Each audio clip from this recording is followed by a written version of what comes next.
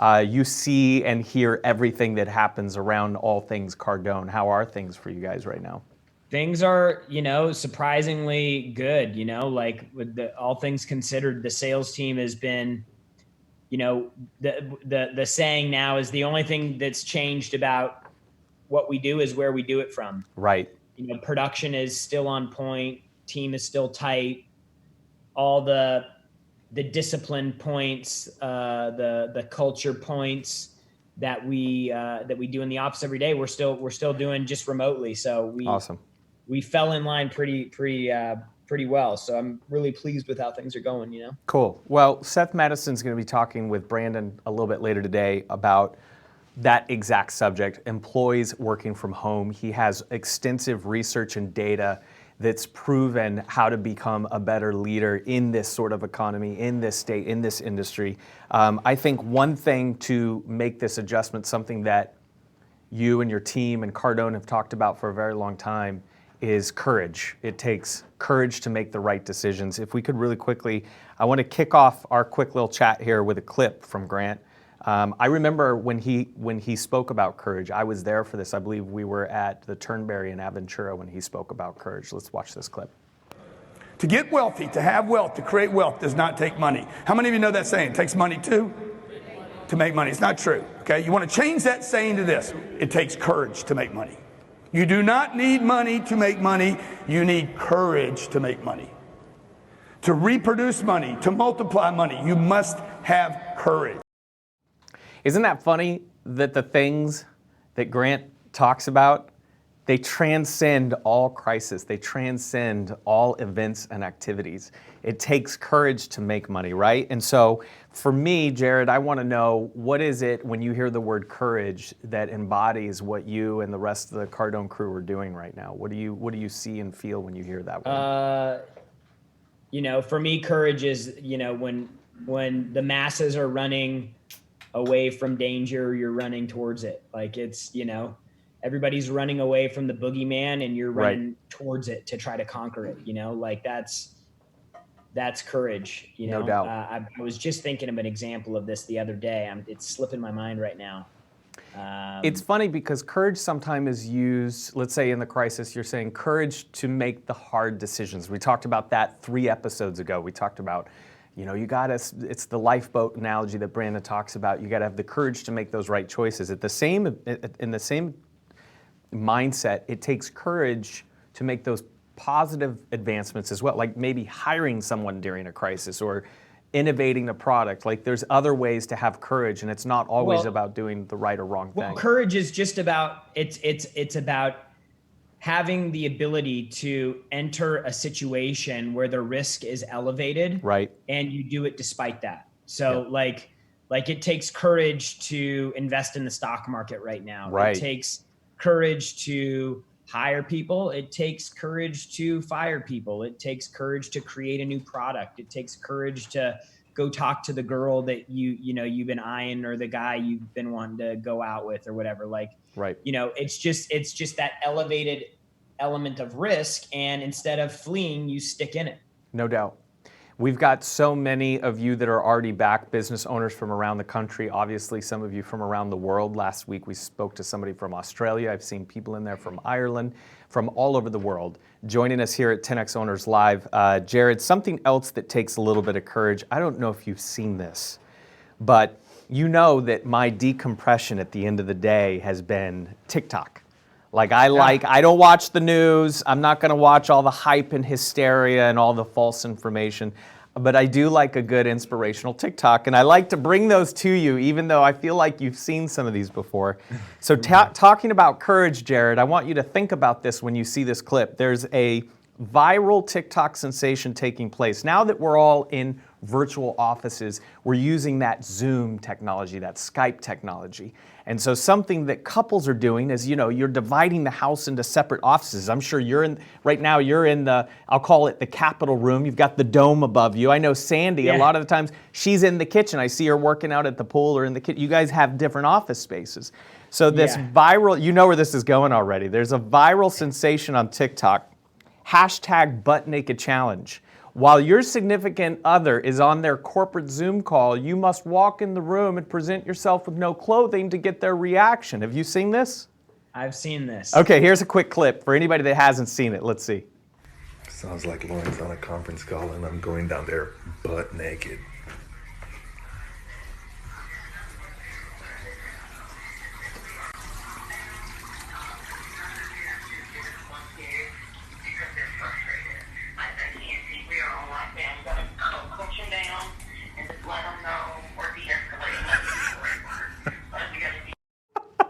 So here's my question, Jared. Here's my question. Are you more likely to do this to Sandy or Grant to Elena? Without a doubt. Grant to Elena? 100%, without a doubt.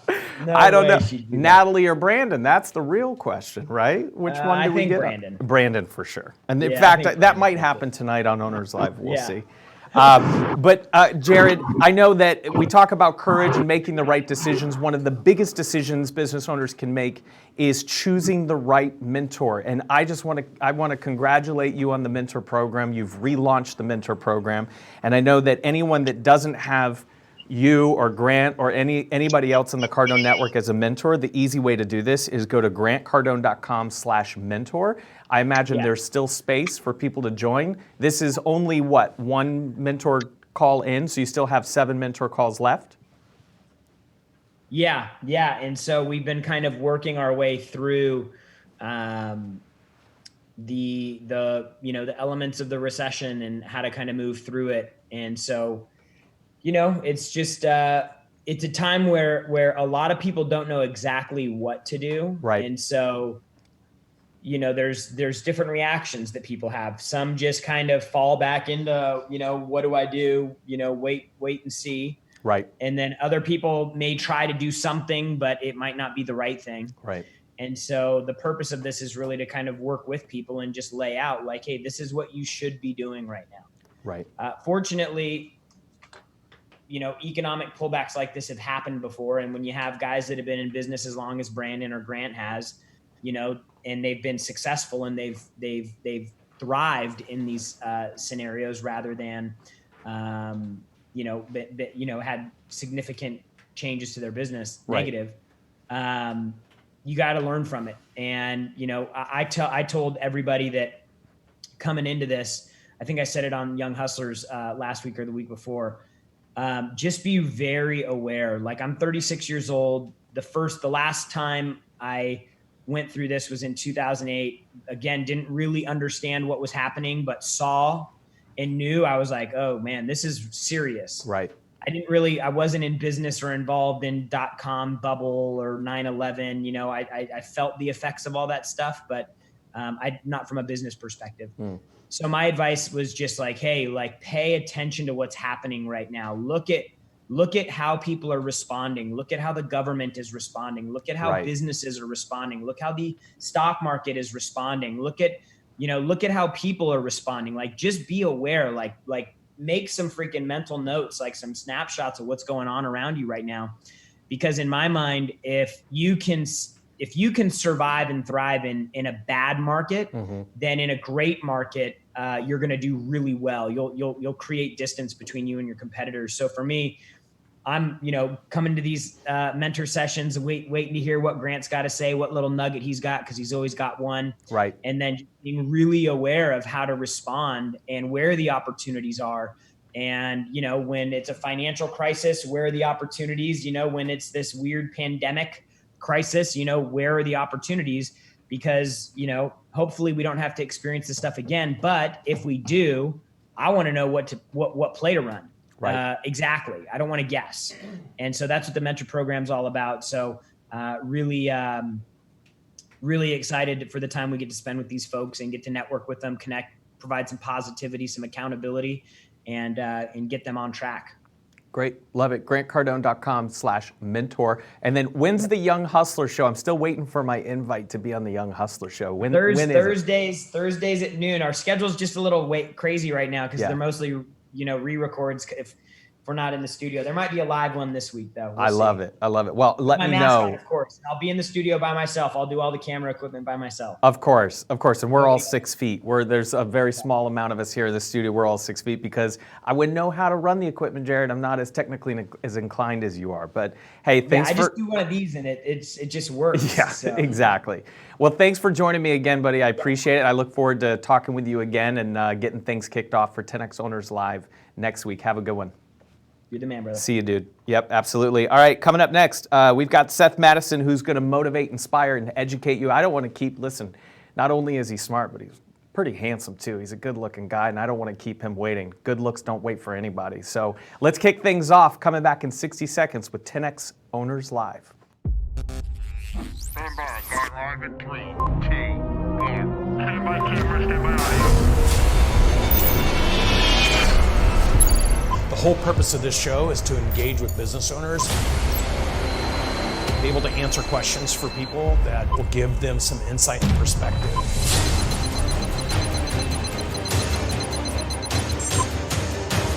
How to grow and scale a business, even when caught off guard with something like what we're dealing with right now. Welcome to 10X Owners Live. Here's Brandon Dawson. Hey everybody, welcome to this week's 10X Owners Live. I have in the house Seth Madison, good buddy of mine. We've been best friends for 8 years, and Seth has been dedicated and committed to working with some of the largest brands in the world around aligning their people with the mission of the organization and teaching leadership how to lead more impactfully and more effectively. And I've worked with him both in my businesses and on a personal level. We've worked together in some different environments, and so I just wanted to welcome him to the show. Thanks, brother. Thanks for having me. Also, I just want to say we've been sequestered. He came up here a month ago. That's right. From LA, and he's been living in my house with me. So, That's a good point. We the social distancing thing is this already is done. okay. This is okay because we actually live together right now. You guys are going to the same places. You're eating the same food. Yep. The same bowl of ice cream. And we share the same everything. dog. His dog has actually taken an He's affinity taken to over- me, yeah, and you have will taken probably over stay my with dog. me. You have taken over my dog. Before we start, I do have to just make one comment about you and our relationship, because I don't know how many people are aware of or would know this insight about you, but back in 2013, the first time we actually had a chance to work together, Brandon, one of your executives saw me speak somewhere. They're like, maybe we should bring this guy in.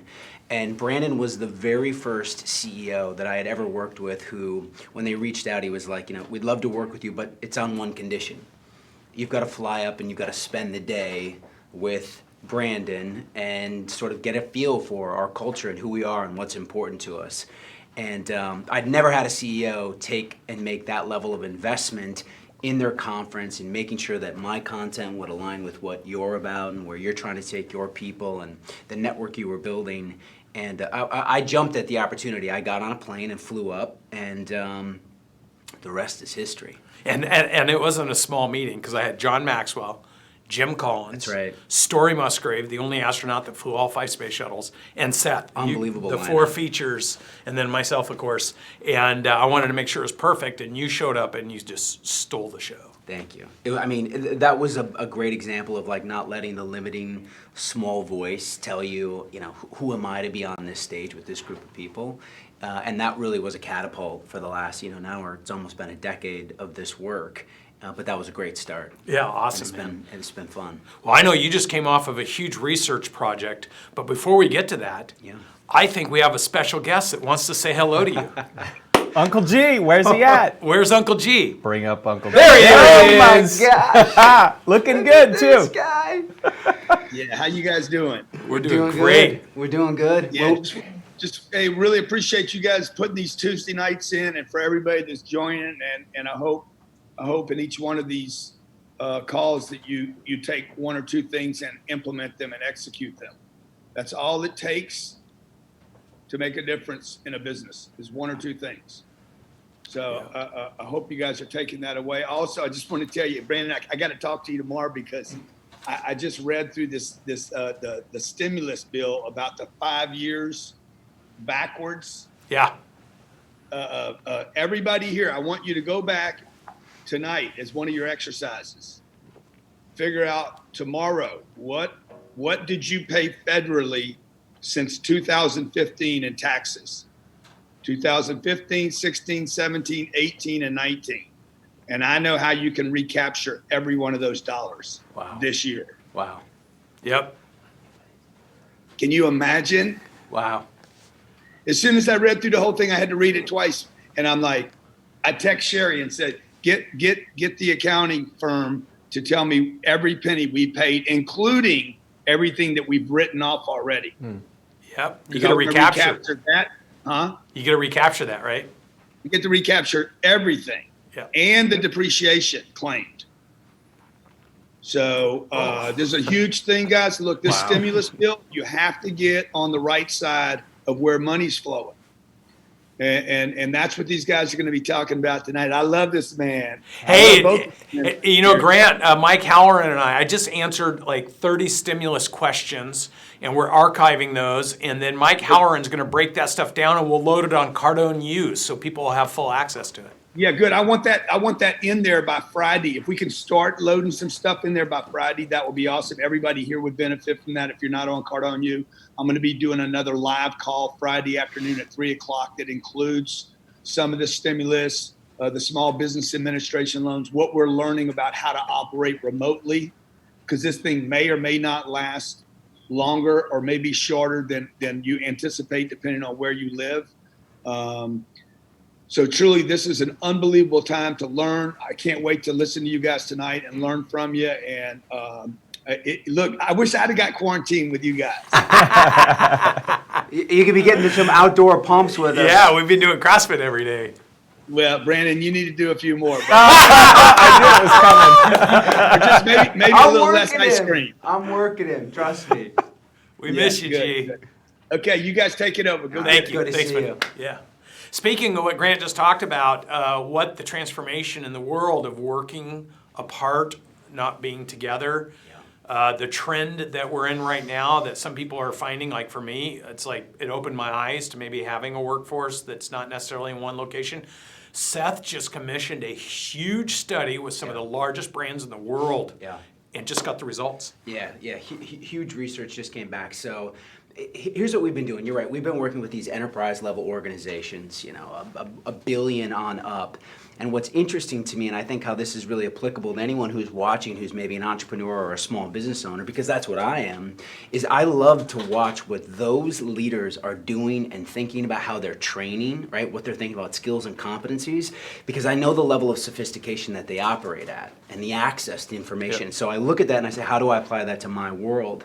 And we've been working with learning and development teams, and there's two things that I want to touch on, because here's what has become really apparent for a lot of the leaders right now. A lot of the conversation to leaders is about what do they need to do to pivot the business, manage cash flow, manage conversations with employees, be talking to customers, all of the things that you've been helping people with. But what sometimes ends up happening is they put their own well-being in the backseat to this. Yep. And we talk about the boat analogy, and that is important. But I also think there's another analogy, which is when you're on the airplane and the airplane's going down, you put your own oxygen mask on first. And so I just want to spend a little bit of time on what it means to put your own oxygen mask on first, from a skills and from a mindset perspective right now for leaders. Some of the most high-performing big leaders in the world, what are they thinking about? Yep. The one future-ready mindset that comes up is this theme that we call self-trust. Self-trust. Now, here's what we mean by self-trust. It's this mantra, this theme of essentially saying and having an ethos that says, I trust myself completely in this moment. And what I want you to do if you're watching this is just sort of sink into the feeling of when you trust yourself all the way, how does it make you feel? Think about it, because you're a leader who you exude calm confidence to everyone around you, but you have to manufacture that within yourself. For me to trust myself, that's not about being arrogant or egotistical or thinking that I have all of the answers, but it's trusting that I have the mentors, the resources, the ability to figure it out, the ability to not beat myself up, not let the little talk track, the negative self-talk beat me up and slip into regret, because it's very easy right now. And I fall into this category. I watched close to $500,000 evaporate. We're in the events business. My business got blown up over the last 6 weeks. And I would be lying if I didn't say at points there was that negative self-talk that was beating myself up of saying, you didn't prepare your business to be resilient enough through this time. I was vulnerable. I was not prepared for the physical event space to go away, and it's easy to get into a hole around that. Coming out, and you helped me see through that. You helped me, you posed a question to me of saying, what if this moment in time, this pandemic right now, was actually the thing that was accelerating you faster towards your ideal future state?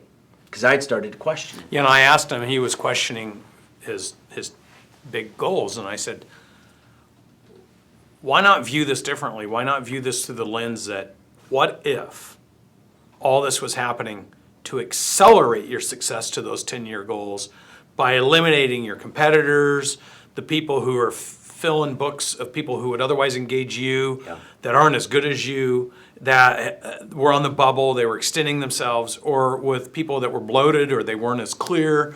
And all of a sudden, through this crisis, you could be crystal clear, you could hone in your communication skill set, you could add some components to it you hadn't thought about before. And I watched you went from, I don't know, dude, to,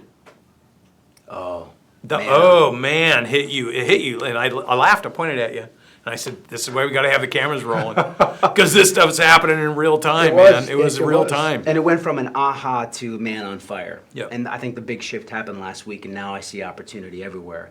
And what I had to do, coming back full circle to this first mindset of I trust myself, is I had to anchor into this idea then of I trust myself to be able to rise to the occasion of this. Now, when we say I trust myself completely, what does that mean? I love to think of it like this. Trusting yourself is a lot like trusting other people.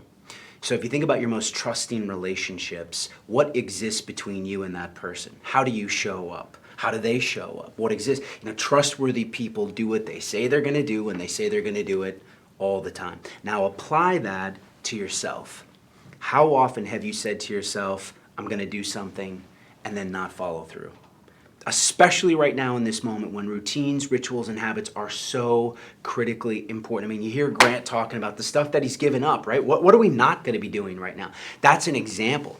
And if you go back on those, every time you do that, it erodes at your trust. And as leaders right now, if you're going to extend confidence out to everyone around you, you got to start with I trust myself. So that's the first mindset. The skill, the future ready skill. Mindset is how we think. Skills and competencies are knowing what to do. And the top competency I see these enterprise level organizations talking about right now is this theme called learning agility. Now you look up learning agility and there's no one hard definition around what it means. And I've done some searching around it and I actually landed on, this came out of an old Korn Ferry research project about a decade ago. And I love this. They define learning agility as this: knowing what to do when you don't know what to do. It seems so simple. Oh, and I just... Did I have to go to Harvard to learn that? I love this one though. Knowing what to do when you don't know what to do. I'm curious how many of you, and maybe we can even push out a question around this of like, how many of you right now are confronted with doing something that you don't currently know how to do? Or in the next 6 to 12 months, it's very likely you're going to confront that. That's a great question. There's 380 business owners in here right now. It's April 14th. You're Amazing. watching this live, 5:18 on the west, or 5:16 on the west. It's 8:16 on the east. If you have something that you could offer as an answer to Seth's question, please put it in the chats right now. We are going to go through those chats. So if there's anything, any questions that you want to pose or any ideas that you'd like from the business owners in there now, we can absolutely go to the questions. Love it, love it. Knowing what to do when you don't know what to do. And you think about even you, the businesses that you've grown, the transformation that you moved through, how many times you confronted and entered into environments where you didn't know how to do it, and you had to trust yourself that you could figure it out, that you could find the right mentors, right? That's part of the game. Your ability to do that is, who have I built a network with to be able to reach out to? How do I access this information? And also, and I think this is really important today, you have to be able to show yourself enough grace and kindness to say, if I make mistakes, I don't beat myself up too hard. right? I hold myself to an incredibly high standard, but I'm not going to rake myself over the coals because this is going to require you to experiment, fail, learn, and grow. And I'm in it right now with our business. Knowing what to do when you don't know what to do. Now, I actually push back on that, and I've posed this to some leaders, and I've said, some of you, I think, are actually being called to an even higher game. And I'll tell you what I mean by this. For them, it's not knowing what to do when you don't know what to do. For them, it's knowing what to do when no one knows what to do. When you look around and it's like, I'm doing something that's never been done before. Right. And that then comes back full circle to, I trust myself completely to be able to access the insight, the information, to be able to figure it out. These two, this mindset, while it sounds simple, self-trust, learning agility, right now in this moment, these two are so important to saturate yourself with as a leader in order to be able to extend confidence and a calm sense of certainty that you're going to shepherd the organization through it. So that's sort of the first part. But I want to come back to your original question around this research. So obviously we saw early in February in the events business that cancellations were starting to happen. And I sort of made a prediction. I think this is going to be a ripple effect, and we're going to be operating in isolation for a while. And so I commissioned this research project. But I want to tell you who I partnered with. I partnered with a gentleman named David Allison.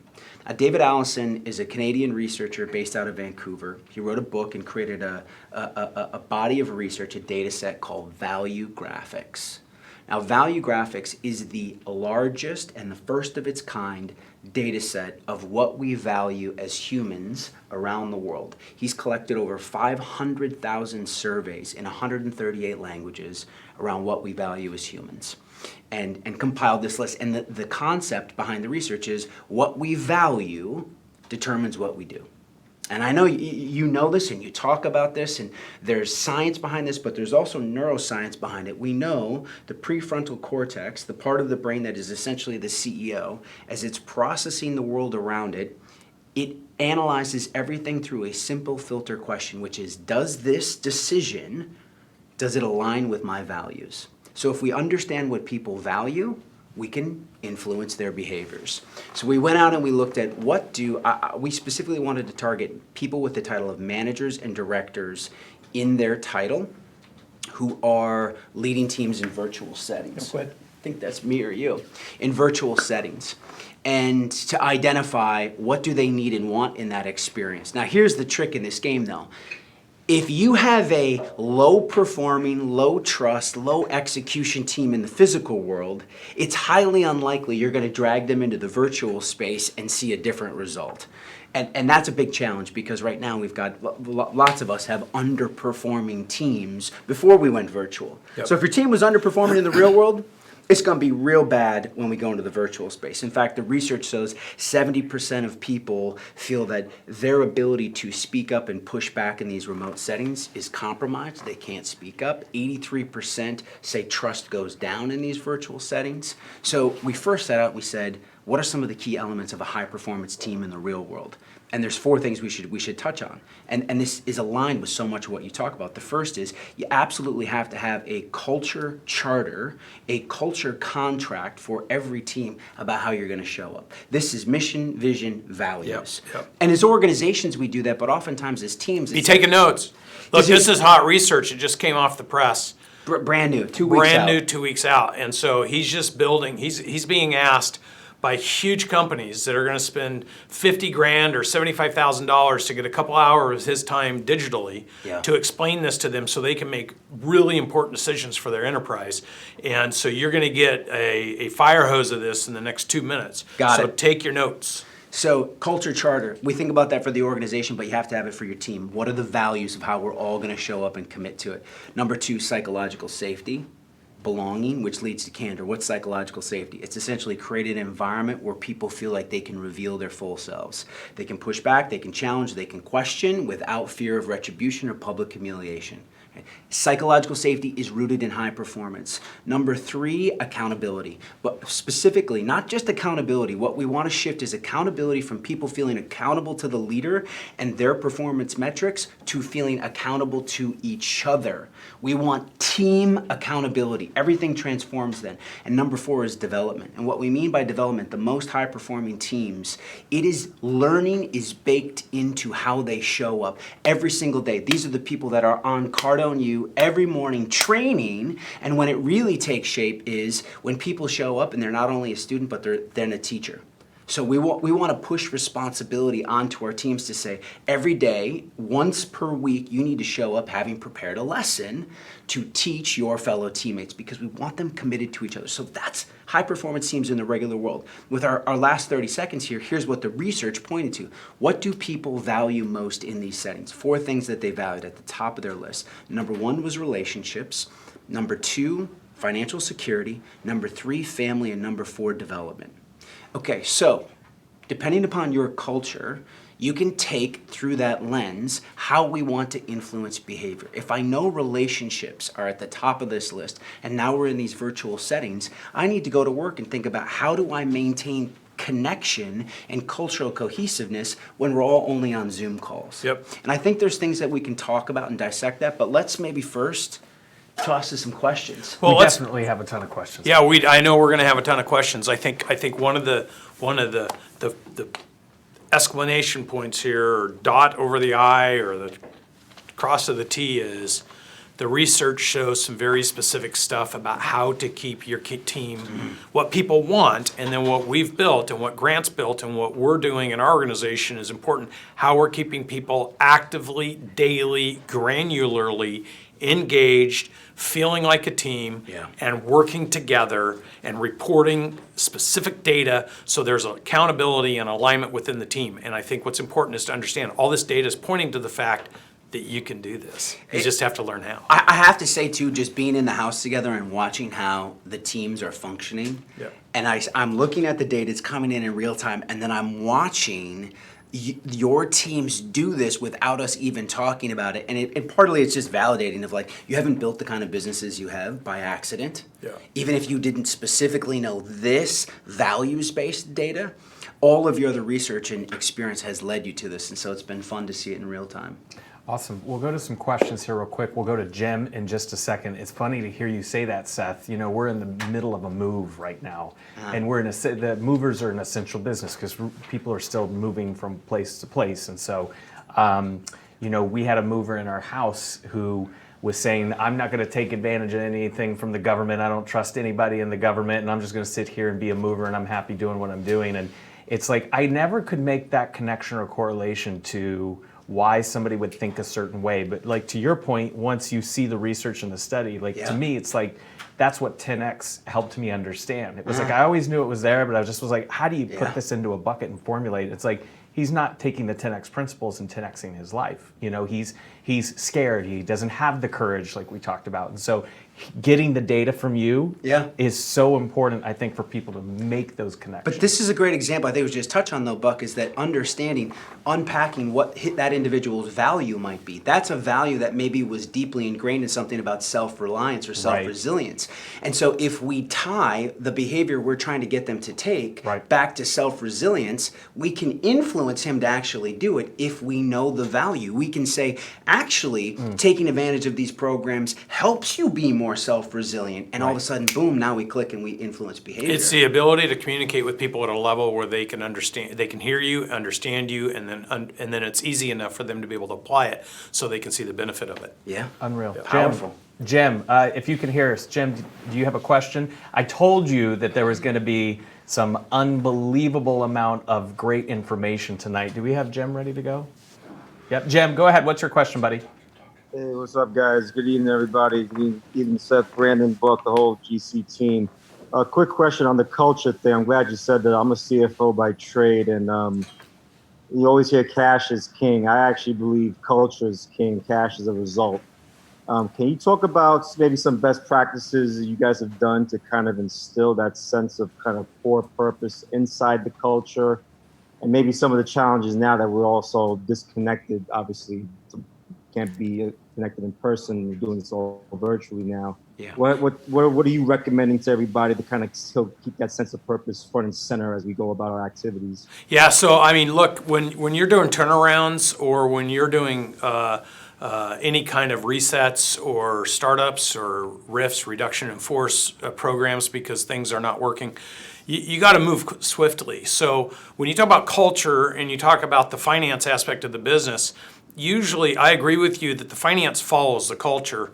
But sometimes if you don't have a strong culture, or if the situation, if the house is on fire, then you make sacrifices. I think though, when you have a strong culture, people understand there's predictability into why you make decision making. When you make decisions without predictability or transparency, I think it creates a weak culture. Strength in the culture is people having knowingness. They have awareness, they have understanding, they have predictability, and they understand that it's their job to build confidence into the relationship, and it's your job to build confidence back. So therefore, when you have to act swiftly, they understand there's a reason you had to act swiftly. The more transparent you are about that, the more they understand it was a calculated action versus an emotional reaction. When people respond emotionally, people then lower their confidence. When they respond in a calculated fashion and can articulate what that is, and sometimes people, the less experience you have, you don't sometimes see that until it's in reflection. And then they're like, wow, I'm glad you did that. But in the moment, they might not understand it.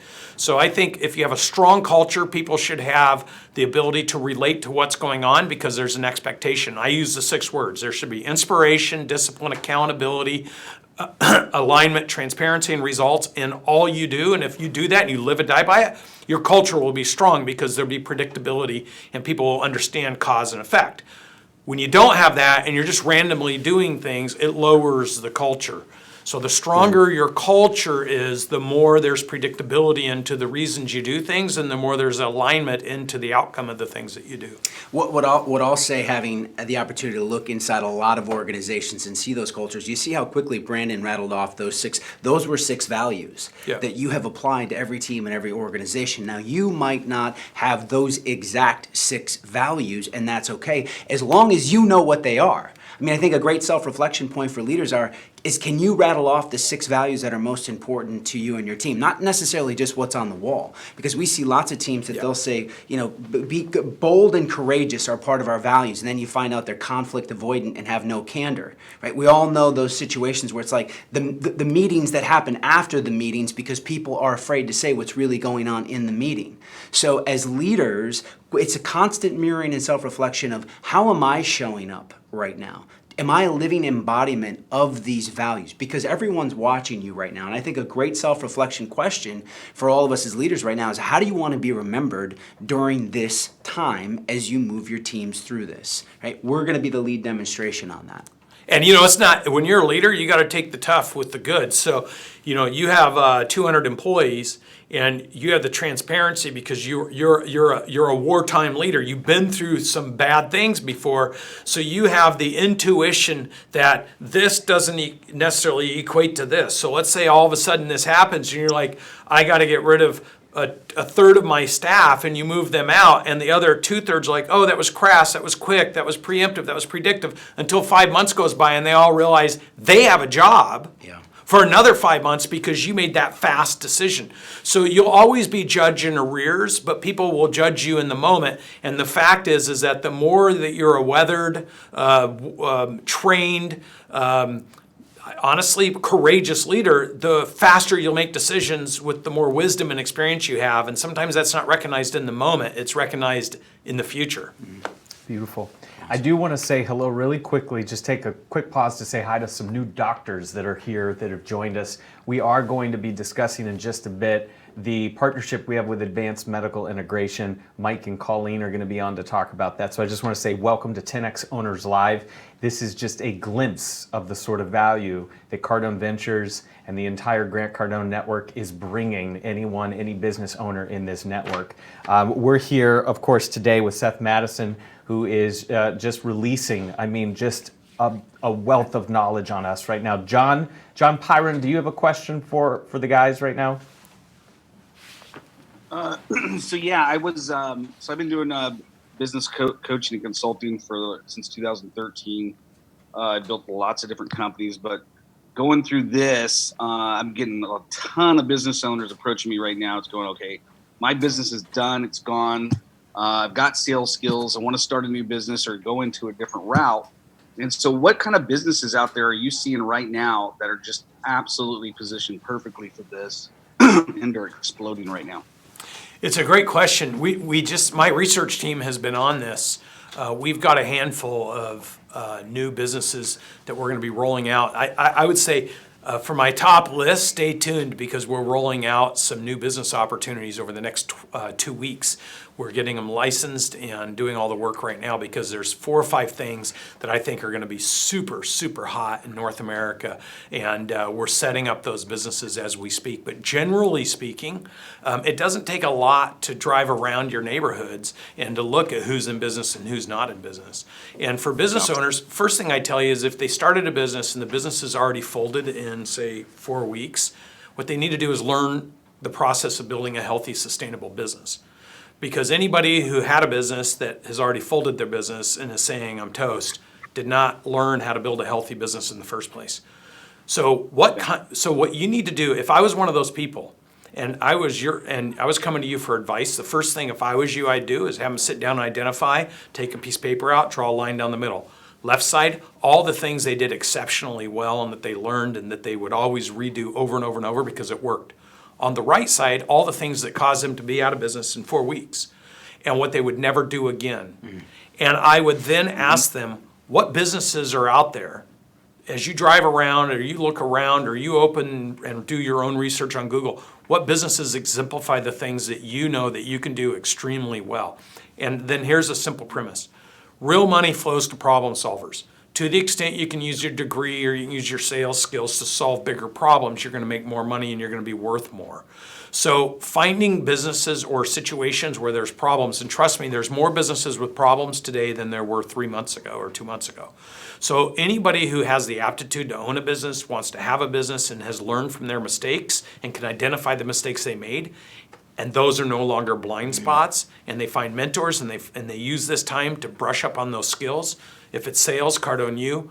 Look, you could be, people right now, we're getting more people becoming Cardone licensees that can use Grant Cardone's infrastructure, can use Grant Cardone's brand reputation to go out to all the thousands of small businesses in their marketplace to teach them the basic skills, the customer service skills, the sales skills, the marketing skills, all the skills necessary to get things back going, because that in itself is going to be a huge business, is how do I take the assets that I have that maybe weren't on point enough to keep my business in business. Now, if you're in a business, the government just shut you down, that's too bad.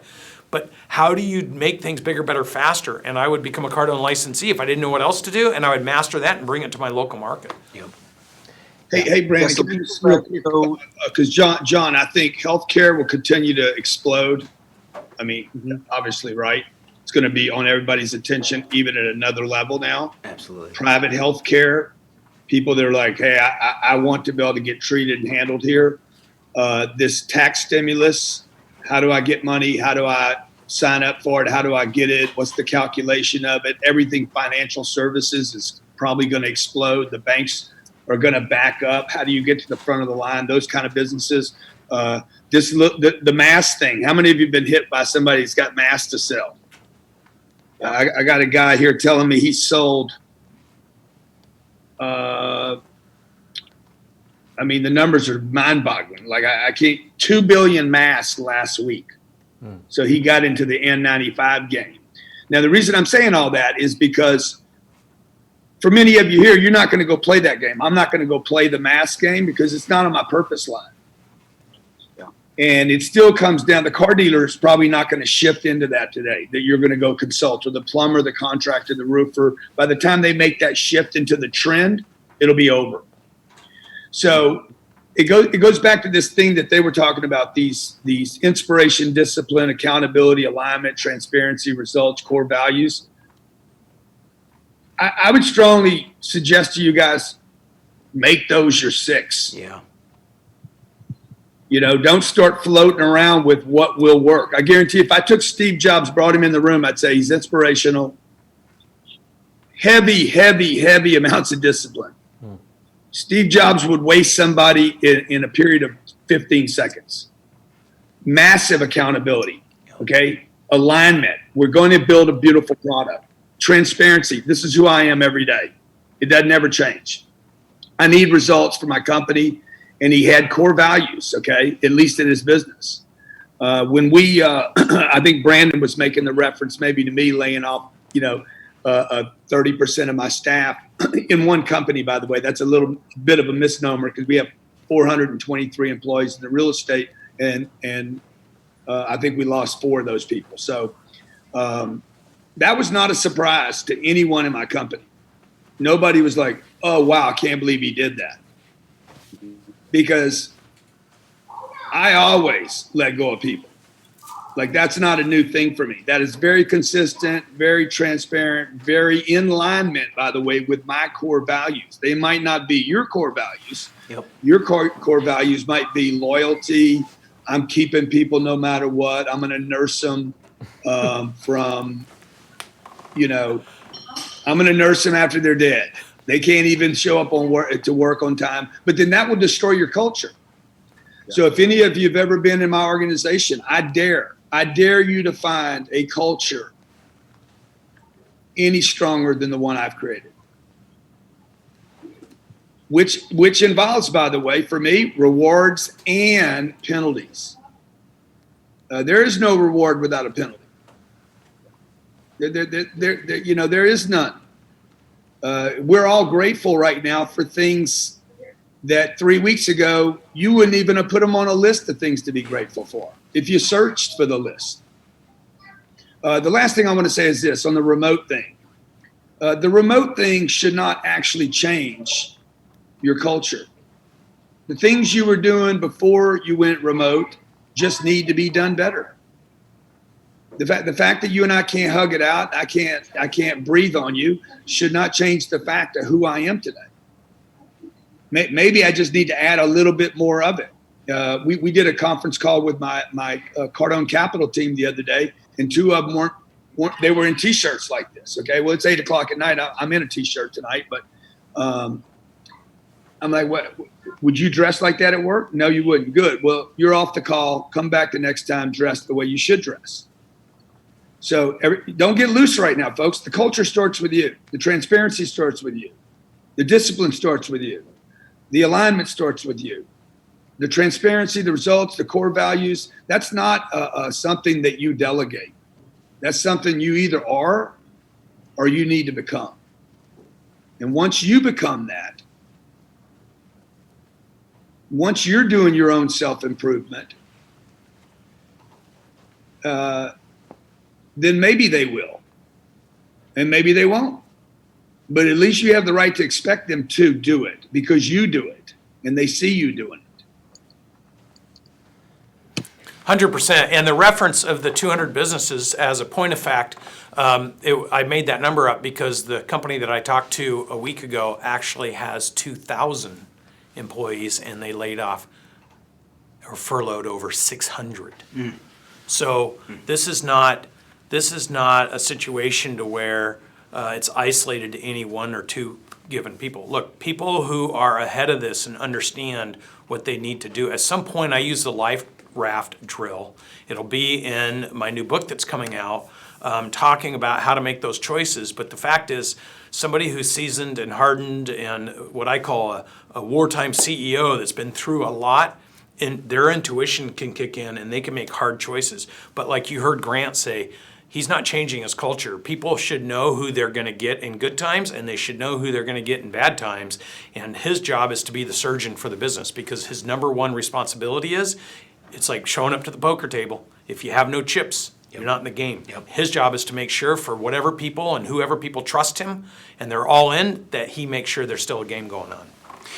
So what I would say is he's spot on of if you don't have a strong culture going into this, you're not going to drag a low-performing, low-candor team into a virtual setting and have that go well. Some of the nuances, we actually asked these people, what do you love about being in this environment? What do you hate about being in this environment? And what do you wish was different? And this was interesting. This particular group, number one, the first thing that they said they loved at the highest level was the personal responsibility that came with, okay, now I'm operating in this isolation. I have to have the responsibility to show up when no one's watching how I'm doing my work all day long. What did they hate? This was interesting. What they hated was the fact that they were not being seen.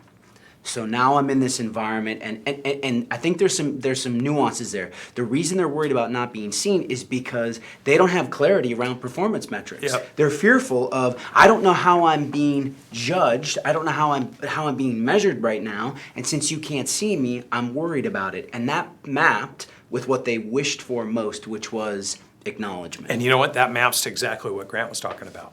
You shouldn't be changing your culture when people are not at work. The reason they feel that way is because when they were at work, there probably wasn't a high level of accountability and transparency into their contribution at work either. The only thing that's interesting on that I'll push back on is what the research shows is that people in remote settings end up working more hours than when they go into the office. Because we don't have this distinguishing line between when I go to work and when I go home. And most people who, in white-collar jobs that aren't necessarily sales, this rings true of the lines are so blurred. It's freaking 7, 8 o'clock at night, and you're like, you're still in it. And so there's a little nuance there. But Grant's spot on. If the culture is not dialed in going into this, you're going to really struggle. You're going to suffer. But you can bring it back. And most of those businesses are the ones that are calling a business advisor and saying, hey, my business is shut down because you didn't have that in the first place. Yep. So learning to create that is probably really important. Absolutely. But you know what? You can't go back and change anything. No, you got to learn from it and move forward. And you can do that right now. Even in a virtual setting, you can be courageous enough, if we're going to build on that theme, you can be courageous enough to start to establish those things right now through the digital space. And I'll tell you another huge, one of the huge markets that's just going to take off is the combination of healthcare and telemedicine. Oh yeah. It's going to be huge because all the boundaries are getting crushed by the government, so that all the intentional ways of keeping you out, plus healthcare benefits programs and things like that, there'll be a lot of competition in that area and it's going to open up. Buck? We are going to pack out the next 15 minutes. Yep. We will most likely go just a little bit over. Yeah, we'll go, hey, Buck, let's just go, look, let's go 15 over. We'll go 50. We can do that. Okay. I do want to let, no matter what business you're in, no matter what vertical or space, whether you're thriving or barely surviving right now, we do have a very, very special guest that Brandon and Seth don't even know about. Not as special as Uncle G, and that's always the most special guest, but I do have a special surprise guest for us as we end things tonight. So you won't want to miss this coming up towards the end of 10X 360 Live. We're going to take a question from Kevin really quickly, and then we're going to talk to Mike and Colleen from AMI, and we'll close out with a couple more questions. Sure. But really quickly, we'll sneak Kevin's question in. We'll talk to Mike and Colleen from AMI, and then we'll answer some more questions. Kevin, go ahead, buddy. Hey guys. Hey, this is Kevin here with Leads on Demand. Wanted to say thank you again for this call. The question that I had for you guys is how do you lead your team and your culture to follow new systems and processes? Again, this goes back, look, this is an everyday question. What you find in almost all businesses is the business owners will make decisions to grow the business, and then they'll go back to their teams and they'll say, I want you to do this. And then a percentage of their team will say, if we have to, a percentage of the team will say, I'm excited to, and a percent of the people in the business will say, I'm not interested in it. And then it gets wishy-washy, which is why 1/3 of the people in the workforce are actively engaged and 2/3 are disengaged or actively disengaged. And this is the work Seth has done for years. So how would you design active engagement with things that you want to deploy as a business owner? So let's go back to this whole premise of what we value determines what we do. So we use that as a lens, gang. So remember what I just said there with this particular group. Relationships, financial security, family, right, and professional development, growth. So if I want them to adapt a new behavior, I might think about how do I tie that back to relationships, the fact that we're in this together right now. Right? If you're going to show up and be a great team member and be a part of something larger than yourself, we all collectively have to buy into this. This keeps us together bonded as a team.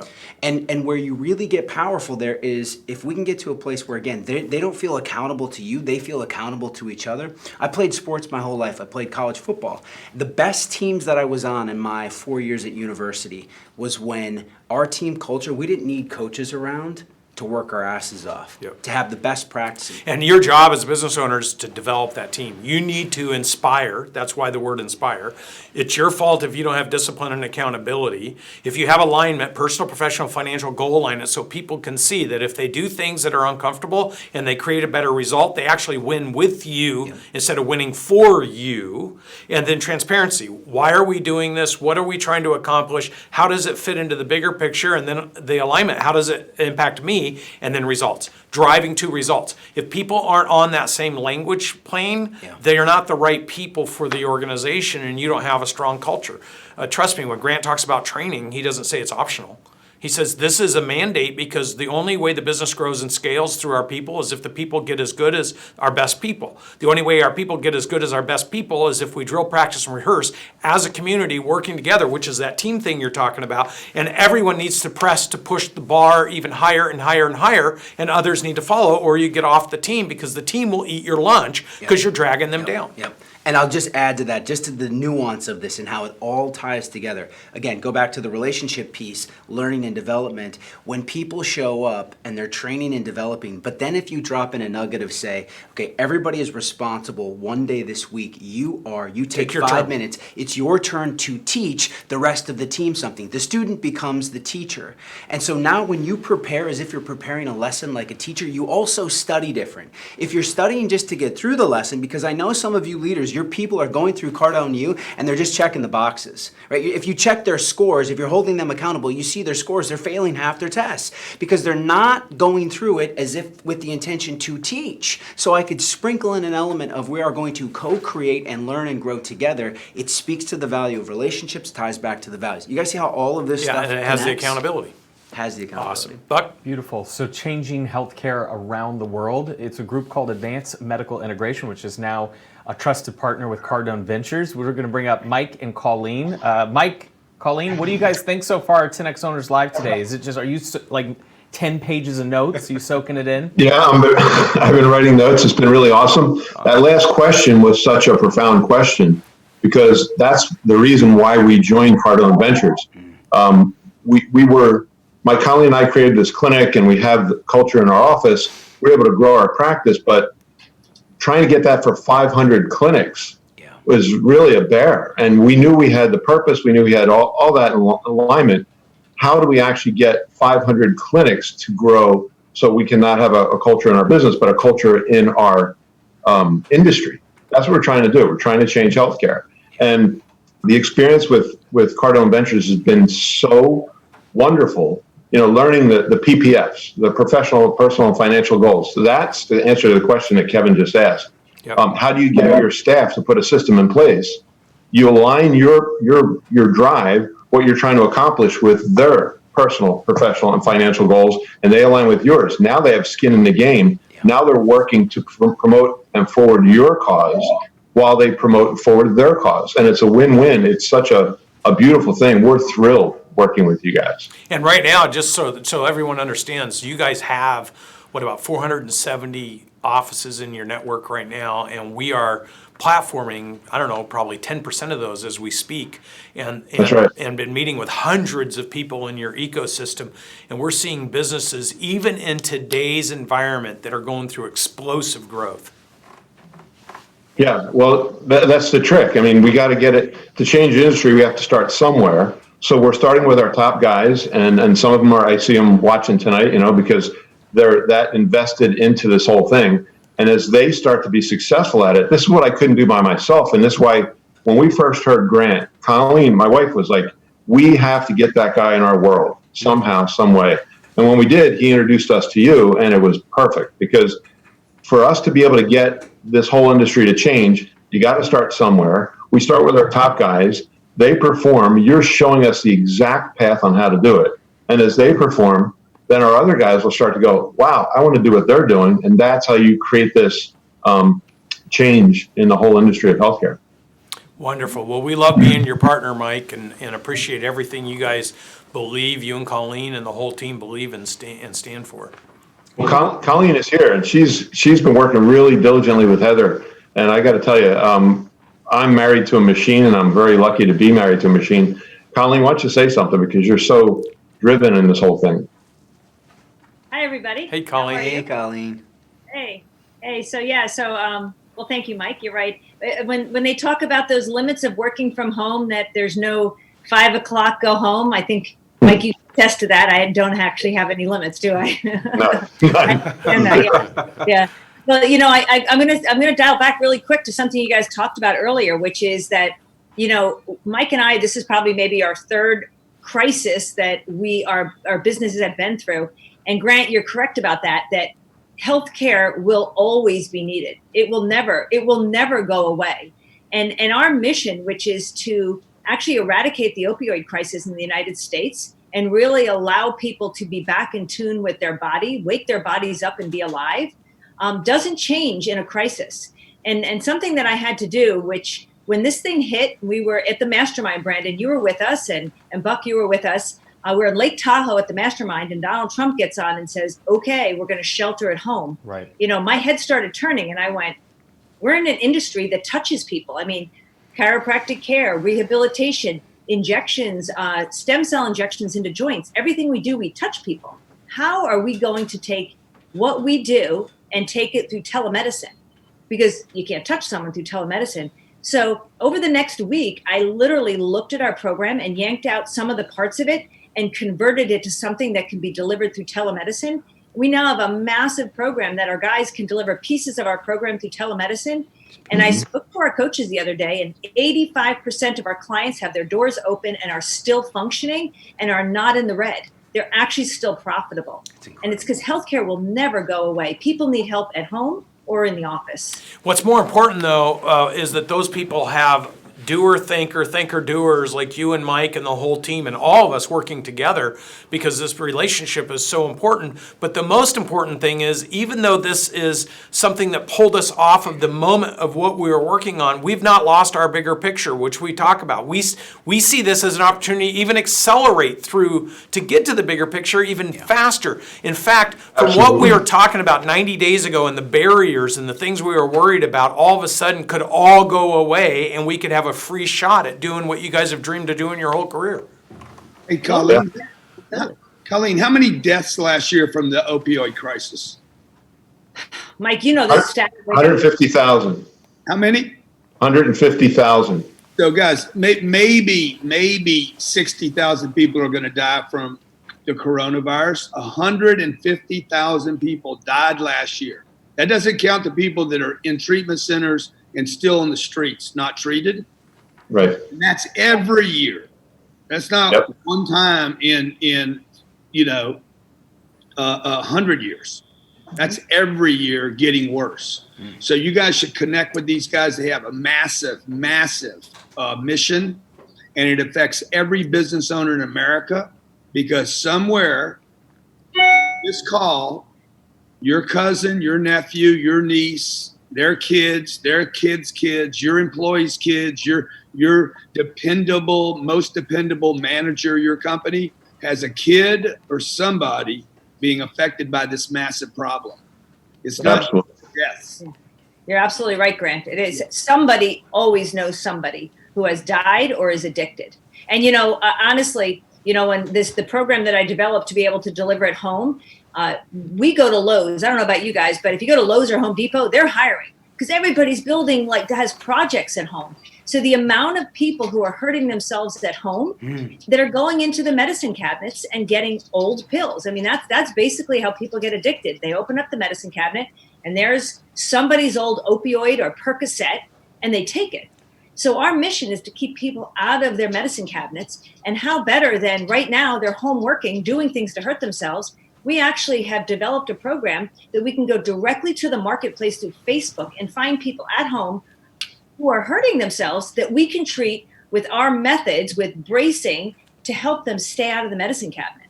This is so amazing. I think this is what we're talking about with taking the opportunity that's transformed in front of all of us and using it if you have a strong mission, if you believe in your purpose, you have discipline, accountability, inspiration, all the things that you just heard in the last few minutes. When we met them, Grant said to me, I don't know how, I don't care how, I just want you to help them. And that formed the basis of what we have as a beautiful business relationship now that's going through explosive growth. So Mike, Colleen, thank you guys. We love you and looking forward to continuing to update everybody how we're building together. Yeah. Just real quick, Sarah Winter. Sarah, I wasn't trying to diminish how many people have been killed by COVID.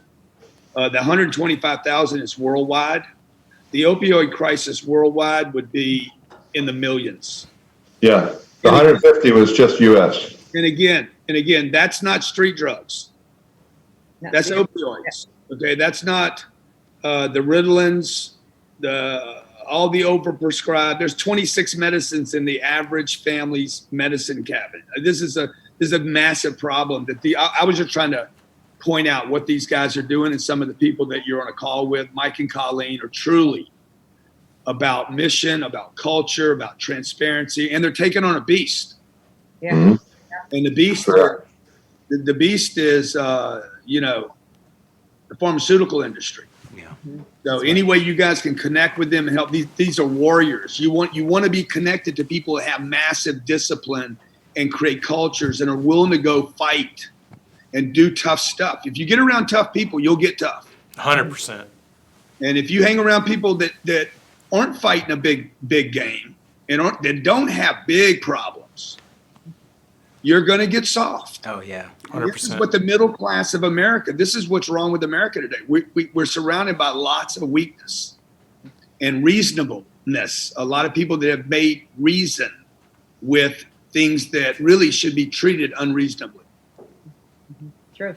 100%. Thanks, Grant. Awesome. Buck, any other questions? We do have more questions. I was going to ask if I could pull an audible here. We were going to give an offer to only Advanced Medical Integration members for that all access offer. Should we present that offer to everyone? I think we should. Look, I've been getting blown up by people that are begging for help. Okay. So I think we should let people know what we're doing. Listen, Grant has said over and over to me, you have to make everything we do available to anybody who raises their hand at all levels, especially now. This is our moment to shine. So I took all these programs that we've been working on, 10X Scale Up Workshop, it's 12 weeks, it's online, plus it comes with 5 hours of me explaining how to apply it to you. If you're an individual and you want to scale up your personal or your professional or your financial results, this is for you. If you're a business owner, you want to do it, this is for you. Our private group, the 10X 360 Roundtable, are all the business owners who have spent tens of thousands to hundreds of thousands of dollars with us, where we're in a private group and we're addressing questions. It'll be tomorrow every single week, and I just got done with over 500 questions answered. So this is a serious group of people that want to grow and learn together. I've been getting a whole bunch of people with the SBA. How do we figure it out? How do we fill it out? How do we make decisions? We have a team in place. Grant has said, make ourselves available to answer questions and help people learn how to do that. And then the fourth thing on the slide was the Grant Cardone sales training. If you do not have it, I will include this. So for $5,000, you could break the payment down into, I think it's 2 payments, Josh? Into 2 payments, you'll have access to all of this, including the 10X Scale Up Workshop. So you're going to get so much of our time, and you're going to be able to start working with Cardone U and learning how to apply it to your personal life. We'll share how we're doing it in our organization, how we've learned from Grant's organization. And this is leaders leading leaders. See, when I am in trouble, I call Grant Cardone. I call John Maxwell. I call Story Musgrave. I call my mentors and say, here's my situation. What do I do? When Seth had questions, he came to me. Drafting is the most efficient, most effective way to do things. While we learn, we transfer to others. While you learn, you transfer to others. This is all of us binding together and making the most out of this situation and positioning ourselves for the future. So anybody that wants to take advantage of that, you just simply email Josh, or is it jdawson@cardoneventures.com, or let me just add some contrast and some clarity here. You've got these 4 programs that you're looking at. You've got the workshop, you've got the 10X Scale Up Workshop, the round table, you've got Grant Cardone Sales Training University, And then you've got all that information that's going to be coming for the SBA loans. That is $25,000 worth of product. We're going to do 2 payments, is what we're saying, down to $4,995. So you could actually, can I pull one more audible? Last week this went over really well. People liked this. A coaching call with Brandon. You get a 20-minute, would you do 30? I'll do 30, yeah. Here's the deal. 30-minute coaching call if you call Josh Dawson, can we get the roaming camera back here? Josh Dawson is back 6 feet away from me right now. If you call, there's the number on the screen, 503-406. The first 10 people. 10? Stop the madness. You said 5. I'll do 10, but only 10. People. 10 people.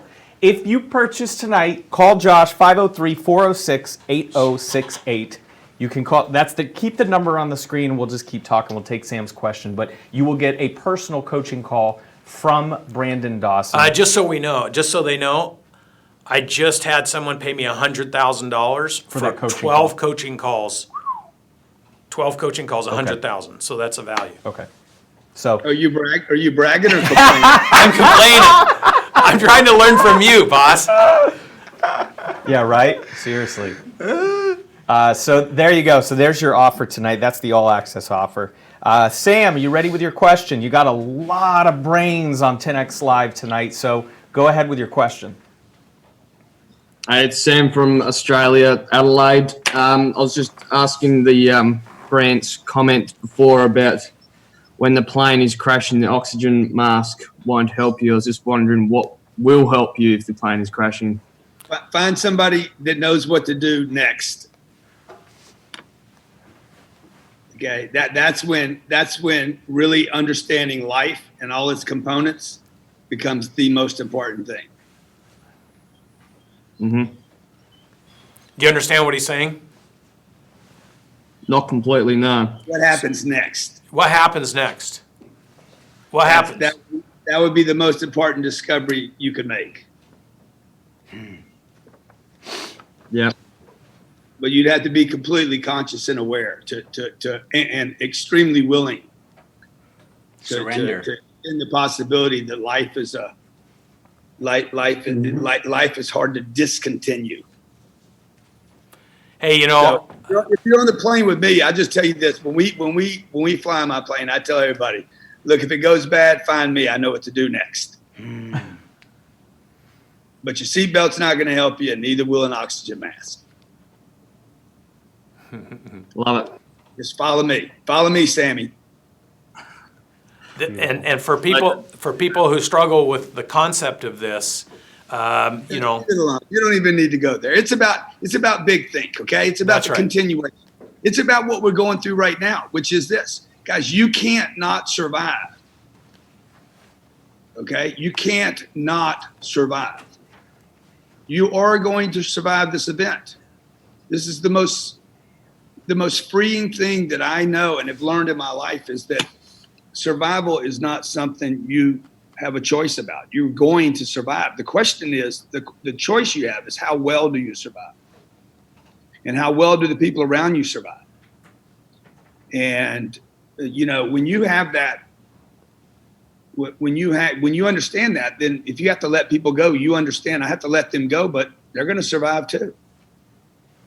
And I have to survive at this moment. The company has to survive. The organism, the vehicle has to survive. We have to finish the trip so that I can call these people back and say, hey, come back. And let's go, you know, continue the trip. You guys all need to survive right now. And you need to survive well, not poorly. Because you're going to survive either way. So if you need to use your credit cards right now, do it. If you need to borrow money, do it. If you need to get the equity out of your house to grow your business, do it. It will not kill you. Okay? I would rather have a shot at living well and be in debt. I want to know that I went for it. And this is the limitation that we have in the middle class about using debt, credit cards. Look what the government's doing. They're going to add $10 trillion worth of debt in 4 weeks to the federal government's $22 trillion. And we thought we had a problem 4 weeks ago with debt. It's not a problem. It's all made up anyway. Be in the game, baby. You got to be in the game. You got to be on the field. Money doesn't matter. Cash is trash. Okay, use it as a basic, like you would if you had a bunch of wood for your fireplace. What are you going to save the wood? Use it, burn it. Use it. Use the resources. And learn from it. That's the best. Some of the best educations that were ever given. Some of the most significant people were losing everything and then acknowledging and understanding what they did wrong the first pass, and then shoring it up and doing it right the second time. Buck? Beautiful. Yeah. So just for a quick update, 3 people have already called in to take advantage of this offer. So for the all access offer. Perfect. Let's go some quick math here. You are offering 10s. That means we've got 7 Down to more 7. left. That's right. 7 more coaching calls left if you take advantage of the all access offer tonight. If you can't call Josh, you can email him, jdawson@cardoneventures.com. So I do have a special guest that I'm going to introduce in just a little bit, but I would love for you guys to just put a cap on that research and data. Yep. If there's any sort of wisdom or inspiration from this, or as that research comes out, Seth, maybe how can they continue to follow you and some of the work that you're doing? Yeah, absolutely. Yeah, well, I think we'll make that available, because I think that's going to be very, very useful. In closing, I think just off of that last concept that we were talking about there, it's rooted in Stoicism, of allowing yourself to go to a place of worst case scenario, this too shall pass. This will not kill me. I will survive. As I was watching my own business, literally 6 weeks ago, implode. I mean, we might not be able to get back in the physical space, large scale events for, some say 12 months, 18 months, maybe 24 months. I had to first allow myself to go out to a place of, if we exercise, pull down all the capital we can, do everything that we can, and even in that scenario, what if I had to walk away from the house? What if we had to walk away from all of these things? I had to burn it all down. We did that. We did a what if. We actually took a piece of paper out, and I said, let's start with worst case scenario. Let's list it. And we went through this whole process together to get to the other side. It was a half-hour drill. Yep. And I felt it all. And I'm not going to lie, like over this experience, I definitely have gone through, the entire range of emotions throughout this process, all the stages of grief.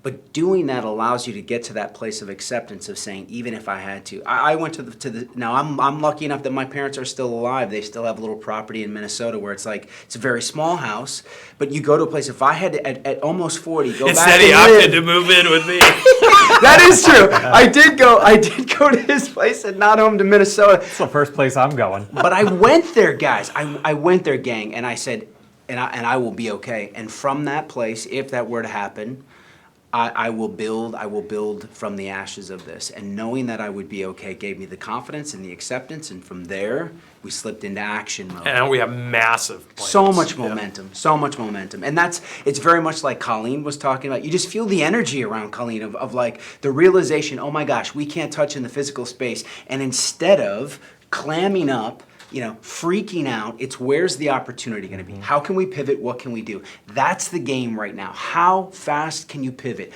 What do you do when you don't know what to do? What do you do when no one knows what to do? I trust myself completely to rise to the occasion. Grant's right. If your culture isn't locked in before we went to the virtual setting, and it's not going to magically get better. But those things that you had in place, transitioning them into this, if you're not comfortable getting on Zooms, if you're not comfortable, we've got some clients right now, one of the biggest insurance companies in the world. We go to get on a Zoom session, all of them had their cameras off. It's a perfect example in their culture of like, why do you guys have your cameras off? Because they didn't feel culturally, it had not been established by their leadership that it is okay. It doesn't matter if your house is not fancy or if you got kids and dogs running around. Guess what? We're in this together. This speaks back to the values. Relationships, financial security, family, and growth. As leaders, how do I demonstrate that? I had another client, their CEO, 15,000 employees. Guess what he did? On the Zoom, had his little kids running around, and he did not apologize for it. The reason he didn't apologize for it is because there's nothing to apologize for. This is real life. This was real life, and it was a demonstration of that. But you have to know your values, and you've got to lean into these. We'll make this research available. We'll get it passed down. Absolutely. Buck, Josh just flashed me and said there's only 2 spots for private coaching. Okay, 2 spots left. The number's still there on your screen. A quick question. I want everybody, before we bring on our last and final special guest, a quick question. I want to know what you've learned today from Seth, from Grant, from Brandon.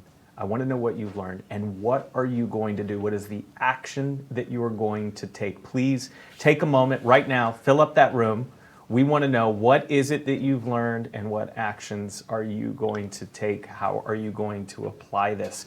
Because, Grant came on earlier and talked about the fact that that's what these are for, that you need to take something away from this. And so we want to learn from you now what's the value for you tonight and what have you learned? And so keep that coming through really quickly. While you do that, let's bring on my friend Abby. So Grant talks about not letting the media influence the way you think. And so the Fox Newses and the CNNs and the CNBCs, listen, these guys are driving by ratings, right? These guys need you, the clickbait, to get you interested. They need you to feel the fear. And so what I've done is I've turned off the media and I go to a music trending channel in TikTok. And every night I fall asleep to individuals around the country that are talented in music. And one of the biggest trending artists on TikTok right now, her name is Abby Brooks from Florida, an unexpected overnight success. She got her guitar in her living room and did what she knows best, and that is to play music. Is with us tonight to play a quick little clip from her TikTok. If you're on TikTok or YouTube, she's got channels there. Abby, thank you so much for joining us tonight. I appreciate you hopping on. This is a first, a little surprise for the guys. Yay. Wow. I didn't tell them you were going to be on. But thanks for having me. yeah, tell us so this is all new to you. I know you've got a 9-month-old, I think, at home, right? What's her 13-month-old. 13-month-old at home, and you're just playing the guitar on TikTok, and boom, you hit the For You page and started trending overnight, right? Yeah, it was kind of a shocker for me, that's for sure. Incredible. Well, listen, I just wanted to give all the business owners here tonight a little taste of your music and inspire us all. And then we'll come back and read just a couple more questions and close the night out. Go for it, Abby, whenever you're ready. Okay. All right.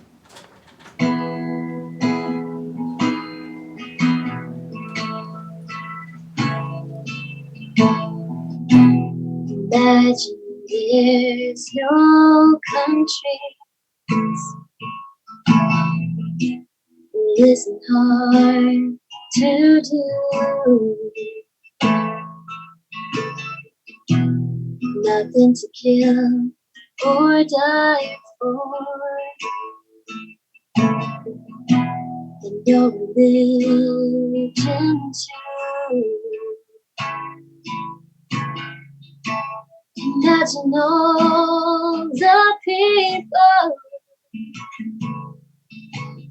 living life in peace. You may say that I'm a dreamer, but I'm not the only one. I hope someday you'll join us, and the world will be as one. Imagine no possessions. I wonder if you can. No need for greed or hunger. A brotherhood of men. Imagine all the people sharing all the world. You may say that I'm a dreamer. Awesome. That's beautiful. That was so great. All right, give out your YouTube or your TikTok.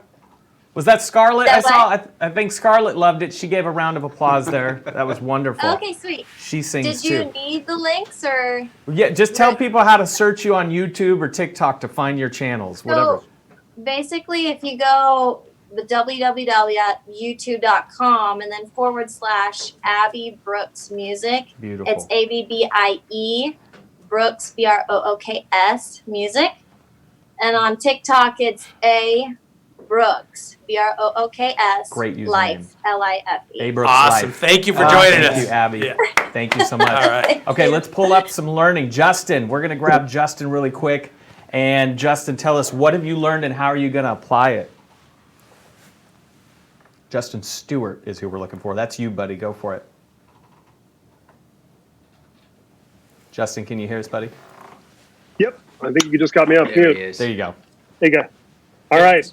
So, yeah, when you guys were talking about that culture charter, so I was already in the process of recording videos of myself and other members of the leadership team talking about our company values and uploading them to Cardone U for all of the team members to train on.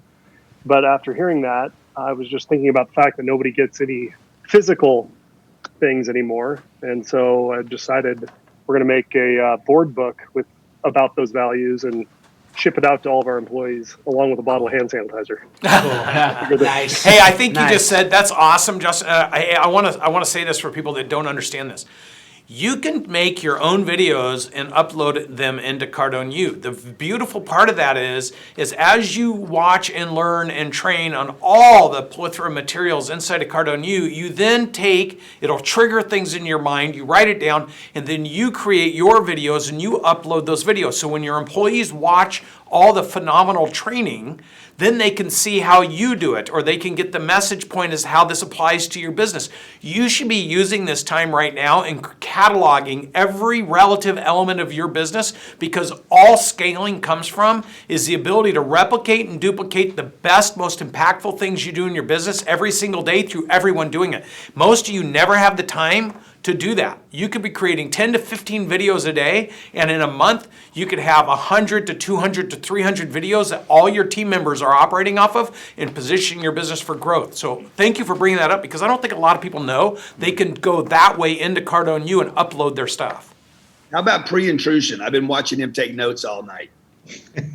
It's that Grant Cardone talking to me? That's it. Wow. Grant, you're life-changing, and what you've done in my life has been incredible, and I'm very appreciative that I found you a couple years ago.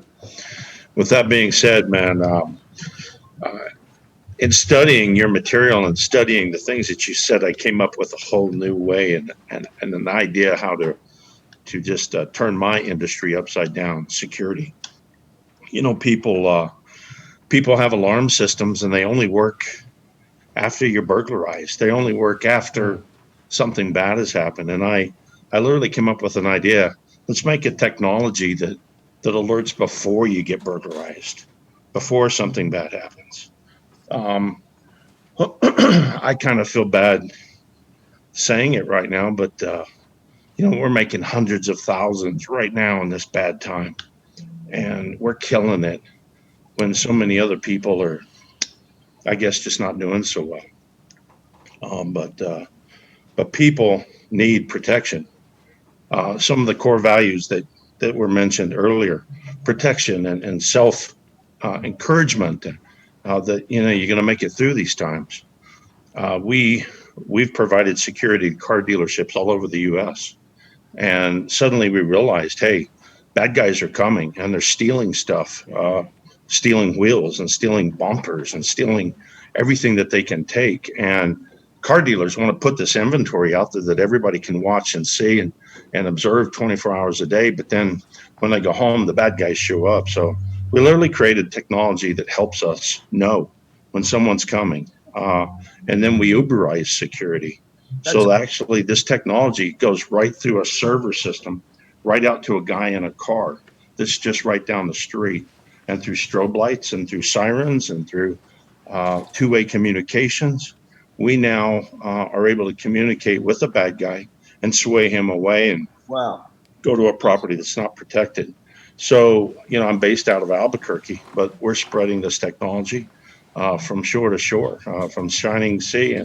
And the opportunity for us right now is this goes on a doctor's office, it goes on a lawyer's office, a plumbing company. This technology retrofits right to any existing outdoor lighting, and through Wi-Fi, it can be observed. Let's get a call together. I want to know more about what you're doing, and I'm happy to hear you're here tonight. And I want to make sure what you're getting here, you're using here. So, Oh man, I am getting the best stuff from you guys. Before I found you, I was just trying to figure out how to, keep the people employed and pay the bills and figure stuff out. And then one day I lost $500,000 worth of income because a business went out of business, and I was providing their security. And I had to find out a new way to do it. And I found you. And the word of inspiration that you began to speak into my life literally caused me to look at my industry and do something different. So, I'm glad you're killing it. I know there's people out there hurting, but I'm glad you're killing it, because we need some examples of people killing it right now. Thank you, brother. Yeah, awesome. We do. All right, Buck, what do you got? Cool. Any more We've got questions? Tiana has we want to know what you've learned and how you're applying that, Tiana. So right now I'm from Pensacola, Florida. I'm in the middle of doing 2 jobs at once because I needed some supplemental income. And so learning about just how the culture of the company, kind of the way it was before, affects the way it is now with everyone remote is really powerful, because I'm actually helping one of my bosses sit there and try to structure a telemarketing program with both of us knowing very little, me knowing a little bit more. And so it's really helpful just to see how that implies and different things that I can actually bring to my boss and also the solar company I work for, to help us both grow and create a culture and get better in that area of the business to help the employees. That's awesome. Alexis Mills. Alexis. Alexis. There she is, the money lady. The money lady. I'm closing deals right now. What are you going to take away tonight? Just that, working for Cardone Ventures, I can't say enough how wonderful it is to have the culture that we have. Our morning meetings every morning, we get a little silly sometime, but we always bring it back to business at hand and being the very best of ourselves. Even being apart, we have definitely stepped up the internal accountability to one another and checking in and using softwares and platforms to where we constantly have access to one another. And I think that that's huge when we're all, so far apart, but still yet so close. Awesome. That's awesome. Misha Ford. What? Yes, you. On the spot. What have you learned? What have you learned? Collaboration extends East Coast, West Coast, globally. Yes. Not just within your team. That's right. And hey, sweetie. So that's what I've learned tonight. And this is what you got 300 and something people on.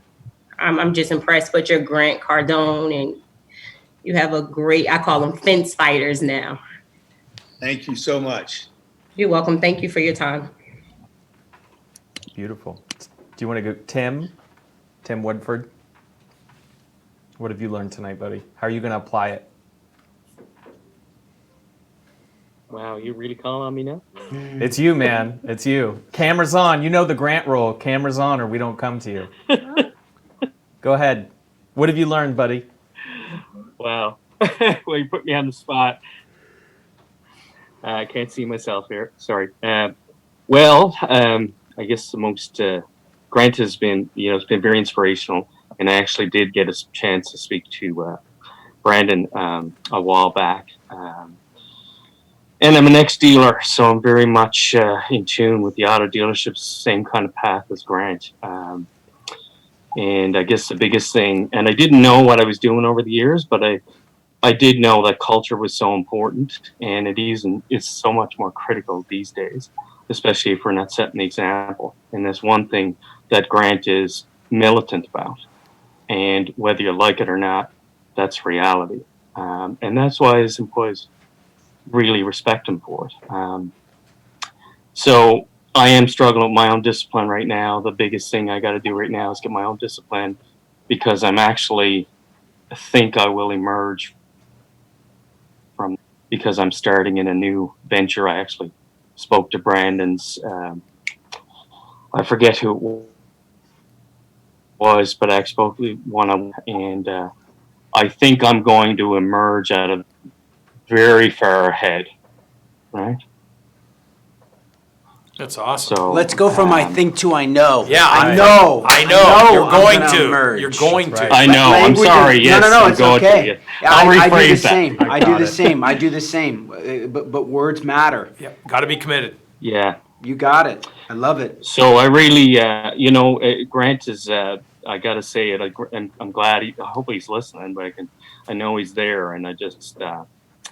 I've only been probably engaged with you guys for about a year and a half, but I can tell it's been really transformational, and I've got to go further. I've got to do more. I've got to get involved, and unfortunately, but that's okay.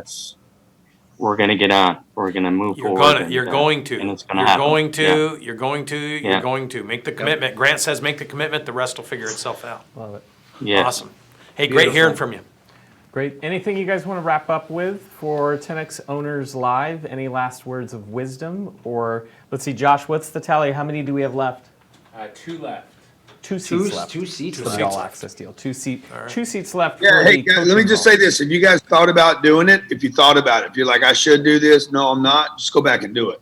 You thought about doing it for a reason. The best decisions I've made in my life adding time did not make it a better decision. Best decisions I made in my life were actually instantaneous, which is what the media tells you not to do, is the best decisions I've ever made. Were instant. So if you said, hey, I ought to do this, it's the right time for me, and then you unthunk it, just go back and do it. You'll never regret it. You'll never miss it. $5,000's not your problem. 50 million's your problem. Right. 500 million's your problem. $1 billion is your problem. Okay, $10 trillion in debt. Everybody here has got that problem now. Another 10 trillion, 32 trillion, okay? Opioid everywhere in every neighborhood. That's a problem. Got a lot of problems you didn't even know 3 weeks ago. You have today. You couldn't even imagine 4 weeks ago, thinking you had to have a mask on to go to a store. Amen to that. 100%. Crazy. Yep. Yeah, for sure. For sure. I do want to just say thank you for the opportunity to be on with the Masters. I think closing back to our theme of courage, stepping into that place of whatever is required of us next, whatever iteration of us we need to expand and evolve into next, we move with peace, ease, and grace to know that we'll meet the moment. And we will get through this. Let's go.